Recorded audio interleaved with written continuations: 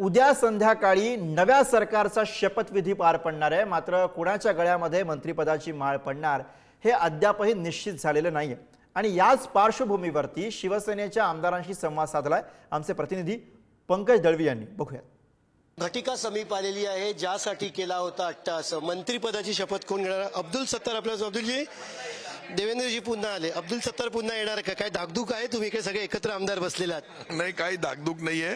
शेवटी आपण सर्व आमदाराला वाटतंय का ते मंत्री व्हावं आणि या मंत्रीचा अंतिम निर्णय एकनाथ शिंदे साहेब आमच्या पक्षातर्फे घेतील आणि तो जो निर्णय घेतील तो सर्वांना मान्य। परीक्षेचा निकाल येतो, त्याच्या आधी जी धाकधूकता असते शाळेत कॉलेजमध्ये तशीच आहे का? कारण काही वेळात नाव डिक्लेअर होणार, तुम्ही सगळे एकत्र बसलेले आहात। नाही, एकत्रित आम्ही गप्पा मारायला आलो होतो आणि उदय सामंत साहेब आमचे सर्वांचे मित्र आहेत आणि सर्व आम्ही आमच्या पक्षाचे आमदार त्यांच्याची हितगुज करून आणि जेवण केलं आणि आता जेवण केल्यानंतर गप्पा मारायला समोर बसलो होतो, तुम्ही आले।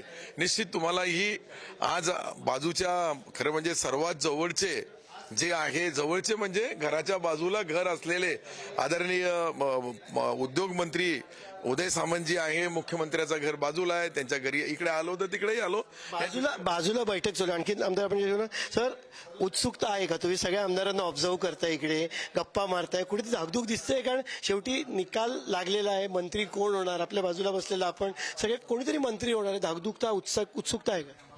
नाही, असं काही नाहीये। आज खरं तर मनापासून आनंद आहे की पुन्हा एकदा राज्यामध्ये शिवसेना, भारतीय जनता पार्टी, आरपीआय, राष्ट्रवादी महायुतीचं सरकार राज्यामध्ये आलेलं आहे आणि देवेंद्रजी महाराष्ट्र राज्याचे मुख्यमंत्री म्हणून उद्या शपथ घेणार आहेत। आणि त्यामुळे जे स्वप्न आम्ही सगळ्या आमदारांनी पाहिलेलं होतं किंवा जो उठाव आम्ही सगळ्या आमदारांनी केला होता, आदरणीय राज्याचे मुख्यमंत्री एकनाथजी शिंदे साहेब यांच्या नेतृत्वाखाली शिवसेनेचे मुख्य नेते म्हणून त्यांनी जो निर्णय त्यावेळेस घेतला आणि आज जे काम महाराष्ट्रात उभं केलं आणि म्हणून महाराष्ट्रामध्ये आज जे महायुतीला यश मिळालेलं आहे याचं श्रेय मी एकनाथजी शिंदे साहेबांना देईल की त्यांच्यामुळेच महाराष्ट्रामध्ये महायुतीला एवढं मोठं यश मिळालेलं आहे। देवेंद्रजींना शुभेच्छा। आपल्याला हेमंत पटेल। हेमंतजी, तुम्ही खरं तर ज्याला म्हणतो तळ्यात नाही आहेत, पाण्यात नाही आहेत, काठावर आहात, बाहेर बसून कसं बघतो? उत्सुकता आहे सगळ्या आमदारांना मंत्रिपद मिळावं, तुमच्यात उत्सुकता दिसते का सगळ्यांमध्ये? काय बघताय वातावरण काय इकडचं? खरं म्हणजे माननीय एकनाथ शिंदे साहेबांच्या नेतृत्वाखाली ही निवडणूक झाली आणि जे काही यश मिळालेलं आहे त्या यशाबद्दल माननीय देवेंद्रजींचं, माननीय अजितदादांचं मनापासून मी अभिनंदन करतो। आणि शिवसेनेचे सर्व आमदार आत्ता खरं म्हणजे मुख्यमंत्र्यांच्या बंगल्या शेजारी बंगला आहे आणि उदयराव सर्वांना प्रेमानं आपुलकीनं जेवू घालतात म्हणून सगळेजण इथं जेवायला आलो, अनेक दिवसानंतर एकमेकांना भेटलो। पण उत्सुकता आहे का? कुठेतरी धाकधूक आहे? जशी निकालाच्या आधी शाळेमध्ये कॉलेजमध्ये धाकधूक असते तशी आहे? कोणाला मंत्रिपद मिळणार, काय फासे पडणार, काय गोष्टी होणार, कोणाची पुन्हा येणार? या सगळ्या गोष्टी खरं म्हणजे गुलदस्त्यामध्ये आहे आणि प्रत्येकाची जी इच्छा आहे, राजकारण करत असताना प्रत्येकाला वाटतं की एक मोठं पद मला मिळालं पाहिजे, काम करायची एक संधी मिळाली पाहिजे। निश्चित ती उत्सुकता सगळ्यांच्या मनामध्ये आहे। आपल्याला अर्जुन खोतकर आहेत, त्यांच्याशी बोलणार आहोत। खरं तर या सगळ्या मंत्रिमंडळाच्या यादीत एक इच्छुक किंवा ज्यांचं नाव संभाव्य मंत्र्यांमध्ये आहे ते अर्जुन खोतकर। आपल्या अर्जुनजी, संभाव्य मंत्री असण्याची शक्यता आहे, तुम्ही होऊ शकता, उत्सुकता आहे का? कारण यापूर्वी अनुभव नवीन नाही, दोनदा तुम्ही मंत्रिपद भूषवलेलं आहे, पण यावेळी उत्सुकता आहे का? कारण एका मोठ्या संघर्षानंतर ही संधी आली। नाही, उत्सुकता वगैरे असा काही भाग नाही। हा अर्थात माननीय शिंदे साहेब, एकनाथजी शिंदे साहेब जो निर्णय घेतील तो निर्णय आमच्यासाठी अंतिम आहे। आमचे शिवसेनेते माननीय एकनाथ शिंदे साहेब आहेत, त्यांनी निर्णय घ्यायचा आणि आम्ही तो ऐकायचा। खरं तर माननीय देवेंद्रजी यांना संधी पुन्हा मिळते, मी त्यांचं मनापासून अभिनंदन करतो, त्यांचं स्वागत करतो आणि त्यांनी नवीन इनिंग ही निश्चितपणे मराठवाड्याच्या हिताची ठरावी, मराठवाड्याला न्याय देणारी ठरावी।